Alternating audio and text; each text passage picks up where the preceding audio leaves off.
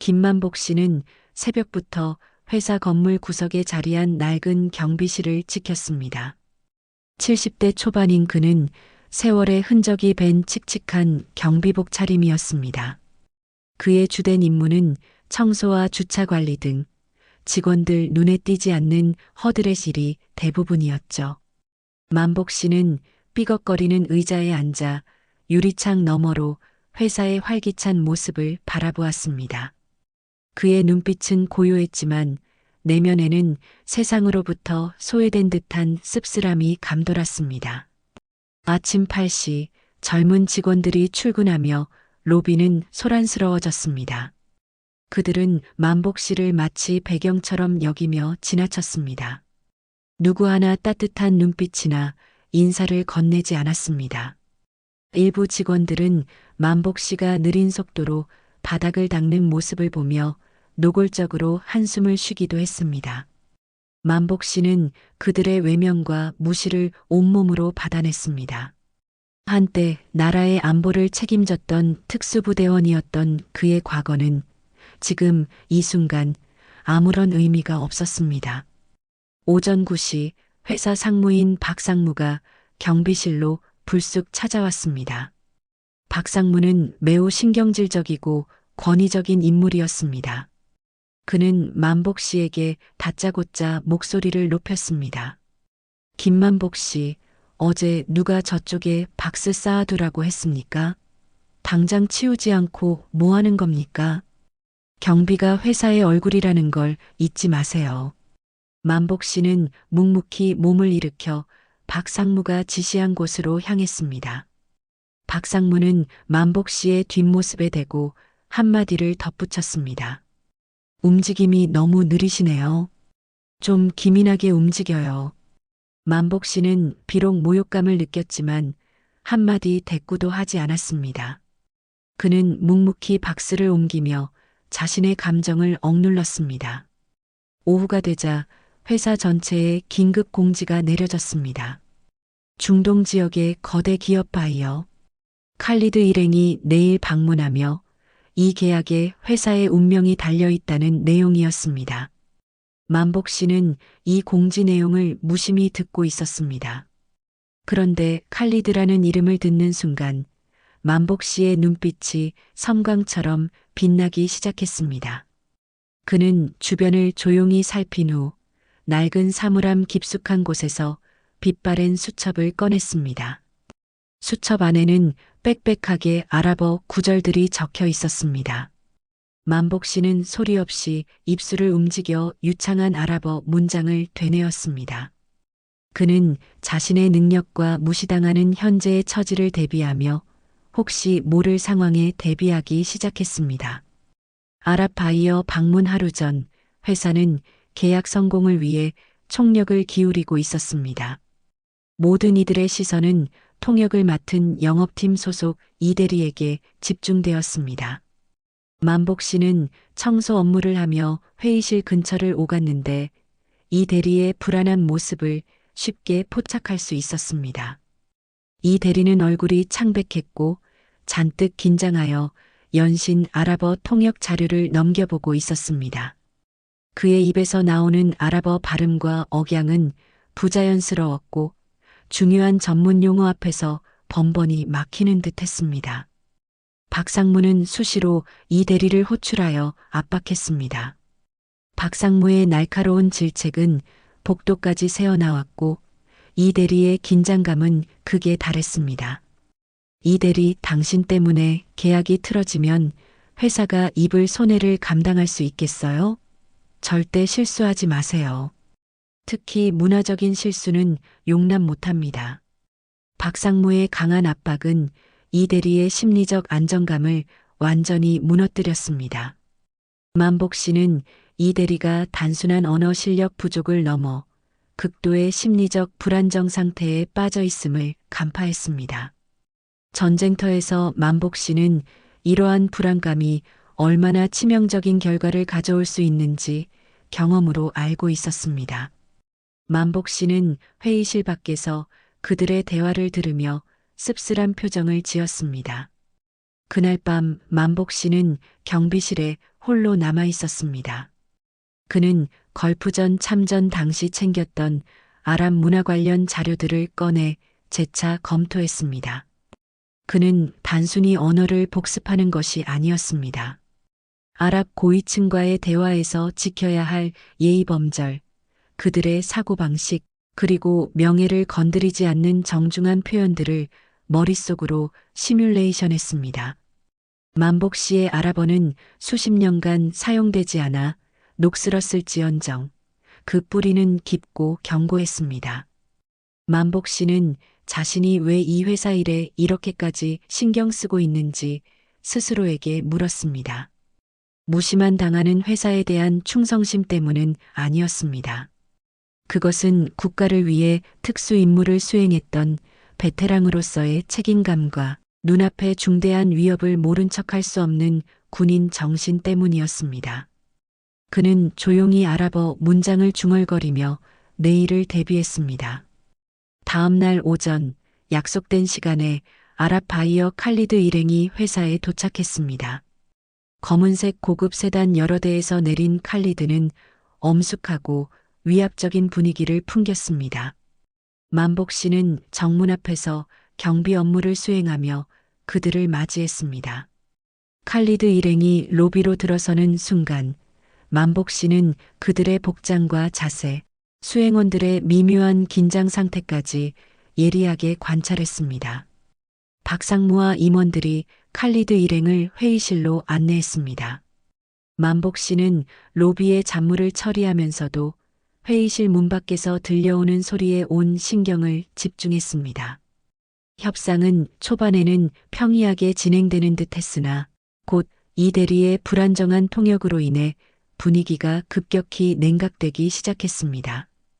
칼리드는 표정 변화가 거의 없었지만 그의 시선은 이미 이 대리를 향해 싸늘하게 고정되어 있었습니다.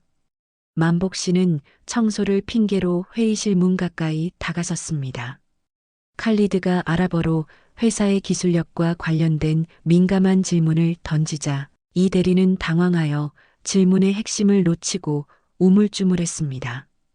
이 대리가 서툰 아랍어로 답변을 통역하는 순간 만복 씨는 중요한 기술 용어의 오역과 함께 격식에 맞지 않는 표현이 사용되었음을 알아차렸습니다.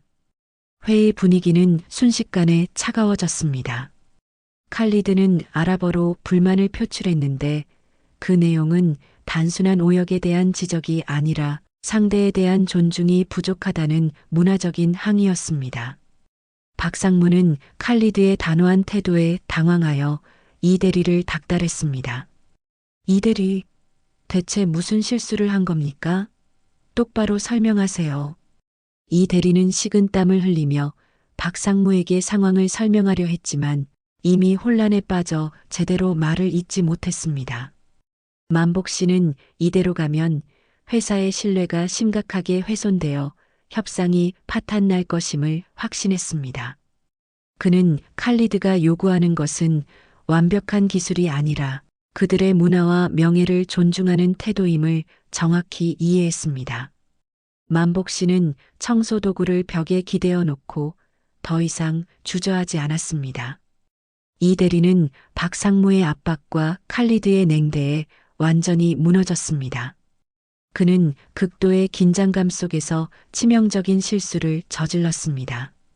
칼리드가 아랍어로 던진 장기적인 파트너십에 대한 신의를 묻는 질문에 대해 이 대리는 문화적 뉘앙스를 완전히 무시한 채 오만하고 불손하게 해석될 수 있는 표현으로 통역했습니다. 이 통역을 들은 칼리드는 더 이상 감정을 숨기지 않았습니다. 그는 즉시 아랍어로 격앙된 목소리를 냈고 테이블 위에 놓인 계약서를 거칠게 밀어냈습니다. 칼리드의 행동은 협상 중단을 선언하는 명확한 신호였습니다. 그는 자리에서 벌떡 일어나 출입문 쪽으로 걸어가기 시작했습니다. 회의실 안은 얼어붙은 듯한 침묵에 휩싸였습니다. 박상무는 절망감에 휩싸여 칼리드를 향해 무의미한 사과와 애원을 한국어로 중얼거렸습니다. 하지만 언어가 통하지 않는 상황에서 그의 외침은 공허할 뿐이었습니다. 만복 씨는 회의실 밖에서 이 모든 상황을 생생하게 듣고 있었습니다. 그는 칼리드의 분노 섞인 아랍어 발언이 회사의 명예를 크게 실추시키는 내용임을 정확히 알고 있었습니다. 회사의 존폐가 걸린 계약이 겨우 한 통역사의 실수와 오해로 인해 무너지는 순간이었습니다.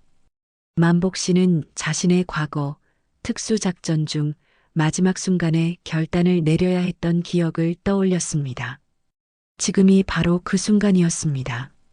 만복 씨는 낡은 경비복 차림 그대로 회의실 문을 향해 걸어갔습니다. 그의 걸음은 70대 노인의 느린 걸음이 아니었습니다. 그것은 수십 년간 잊고 살았던 베테랑의 결단력 있는 움직임이었습니다. 그는 어떤 망설임도 없이 문고리를 잡았습니다. 박상무의 질책이나 직원들의 놀라움은 더 이상 중요하지 않았습니다. 만복 씨에게는 무너져가는 회사를 구해야 한다는 사명감, 그리고 자신의 능력을 숨긴 채 좌시할 수 없다는 정의감이 더욱 크게 다가왔습니다. 문이 열리고 모두의 시선이 경비원 복장의 그에게 쏠렸습니다. 경비원 복장의 만복 씨가 회의실 안으로 들어서자 박상무는 당황함과 분노가 뒤섞인 표정으로 그에게 소리쳤습니다. 김만복 씨, 당장 나가지 못해요. 지금 여기가 어디라고. 그러나 만복 씨는 박상무의 경고를 완전히 무시했습니다. 그의 시선은 오직 문을 열고 나가려는 칼리드에게 고정되어 있었습니다. 만복 씨는 망설임 없이 칼리드를 향해 걸어갔습니다. 그리고는 허리를 깊숙이 숙여 아랍식으로 정중하게 인사를 건넸습니다. 이어서 유려하고 격식 있는 아랍어 표준어로 침착하게 말을 시작했습니다. 그의 목소리는 나직했지만 회의실 전체에 울려 퍼질 만큼 단호하고 명확했습니다. 존경하는 칼리드님, 잠시 멈춰주시길 간청드립니다. 저희 통역사의 무지에 대해 회사를 대표하여 깊은 사과를 드립니다. 귀하께서 느끼신 무례함은 전적으로 저희의 잘못이며 귀하의 분노는 마땅하다고 생각합니다. 만복 씨의 완벽한 아랍어 구사 능력에 회의실 모든 참석자는 충격에 빠졌습니다. 특히 박상무와 이대리는 넋을 잃고 만복 씨를 바라보았습니다. 칼리드는 이미 문을 잡았던 손을 멈추고 경비원 복장의 노인에게서 나오는 유창한 아랍어에 놀라 만복 씨를 응시했습니다. 그의 얼굴에 떠올랐던 강한 분노는 점차 호기심과 의아함으로 바뀌기 시작했습니다.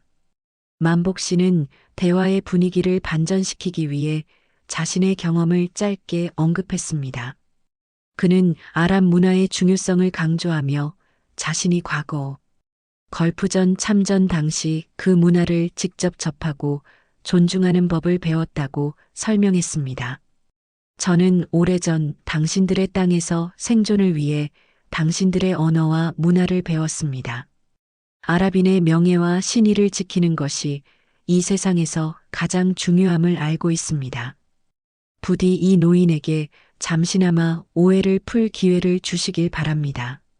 만복 씨의 진솔하고 경험에서 우러나온 이야기는 칼리드에게 깊은 인상을 남겼습니다.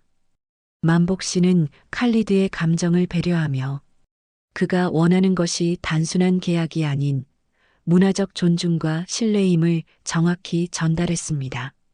칼리드는 결국 문에서 완전히 돌아서서 다시 협상 테이블 쪽으로 발걸음을 옮겼습니다.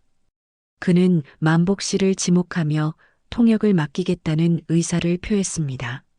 모두의 시선 속에서 만복 씨는 낡은 경비원 복장을 한 채 협상 테이블의 중심에 섰습니다.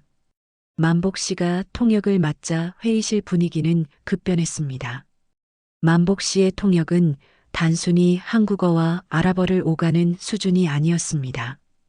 그는 칼리드가 던지는 질문의 배경과 의도를 정확히 파악하여 박상무에게 전달했습니다. 특히 아랍어의 비유적이고 격식 있는 표현들을 한국어로 섬세하게 풀어냈습니다.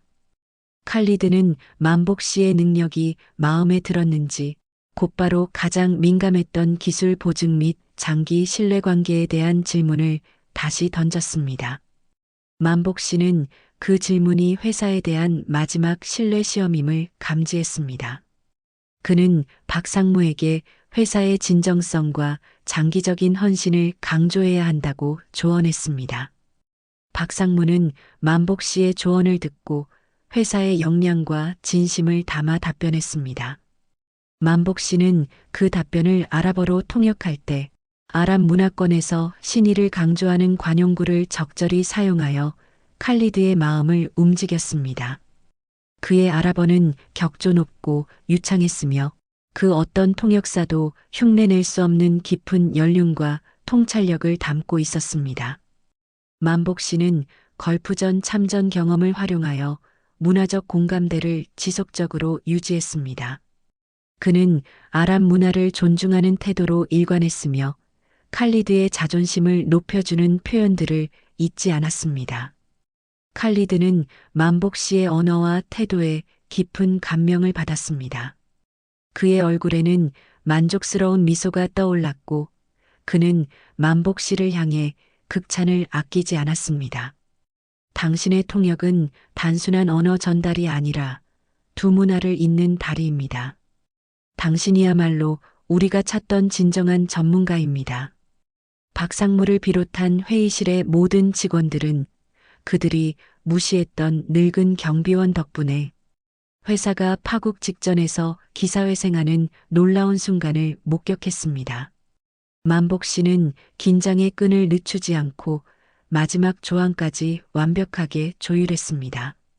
마침내 모든 오해가 풀리고 신뢰가 회복되면서 칼리드는 계약서에 서명할 준비를 마쳤습니다.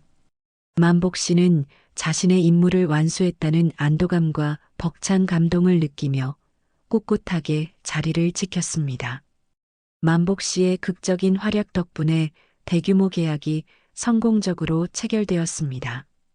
계약서에 서명을 마친 칼리드는 박상무보다 먼저 만복 씨에게 다가왔습니다. 칼리드는 만복 씨의 손을 잡고 깊이 감사를 표하며 자신의 회사에서 일해달라는 농담 섞인 제안까지 건넸습니다. 만복 씨는 정중하게 칼리드와 인사를 나누었고 이로써 회사는 최대의 위기에서 벗어났습니다. 바이어 일행이 회사를 떠난 후 박상무는 만복 씨에게 다가와 진심으로 고개를 숙였습니다. 박상무의 얼굴에는 부끄러움과 감격 그리고 깊은 존경심이 뒤섞여 있었습니다. 김만복 씨, 죄송합니다.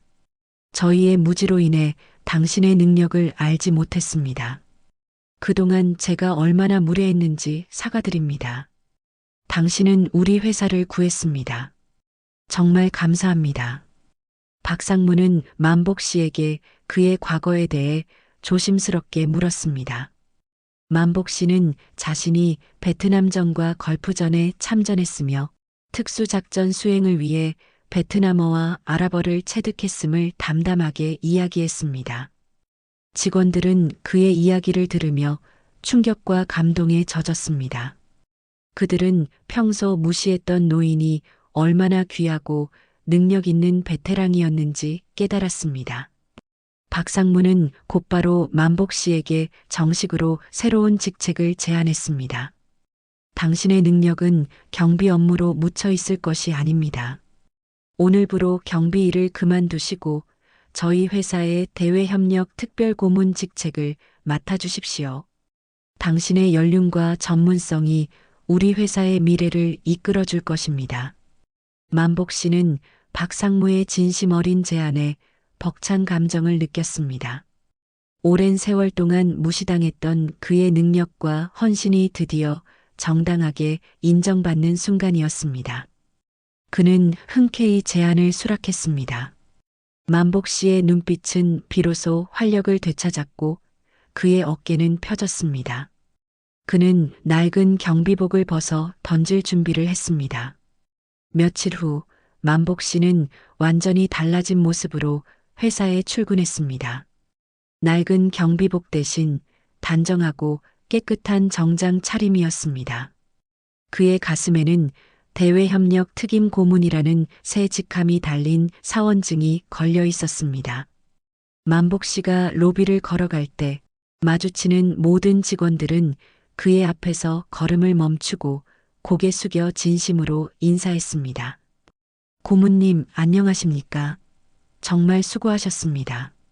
만복 씨를 투명인간 취급했던 젊은 직원들조차 이제는 그를 존경하는 눈빛으로 바라보았습니다. 그들은 지난번 협상 사건을 통해 겉모습이나 나이로 사람을 평가하는 것이 얼마나 어리석은 일인지 배웠습니다. 만복 씨는 직원들의 존경을 겸손하게 받아들이며 따뜻한 미소로 화답했습니다. 박상무는 만복 씨를 그의 새로운 사무실로 안내했습니다. 사무실은 햇볕이 잘 드는 창가에 위치해 있었고 넓고 쾌적했습니다. 박상무는 만복 씨에게 다시 한번 감사를 표했습니다. 고문님, 편안하게 업무 보십시오. 당신은 우리 회사의 가장 중요한 인적 자산입니다. 만복 씨는 자신의 새 사무실 창가에 서서 바깥을 바라보았습니다. 그의 눈에는 오랜 세월의 고난과 무식 끝에 얻은 정당한 인정에 대한 만족감과 감사함이 가득했습니다. 그는 더 이상 잊혀진 영웅이 아니었습니다. 그는 자신의 능력과 연륜을 통해 새로운 임무를 수행하는 당당하고 존경받는 전문가였습니다. 만복 씨는 테이블 위에 새 아랍어 자료를 집어들었습니다. 그의 마음은 70대의 노인이 아닌 새로운 목표를 향해 나아가는 젊은이처럼 설레고 열정적이었습니다. 그는 이 새로운 시작을 통해 자신의 남은 인생을 회사를 위해 그리고 자신을 위해 멋지게 펼쳐나갈 것을 다짐했습니다. 만복 씨는 조용히 창문을 열고 신선한 바람을 맞으며 힘찬 미소를 지었습니다.